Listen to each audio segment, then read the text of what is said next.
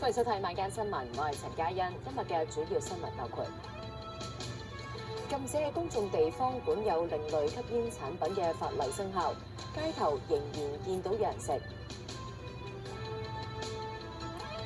政府即日開始補貼柴油價格每公升3蚊，支援商用車船等等，為期2個月。華福苑火災聽證會，市建局個案經理話，就算見到投標價唔合理，都唔會同法團討論。何立峰同埋貝森特視像通話，就美國對華經貿限制表達嚴正關切。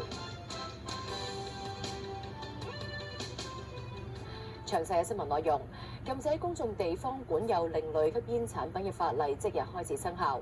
管有電子煙煙彈、煙油等等，即屬違法，最少係定額罰款3000蚊，最高可以判處監禁6個月。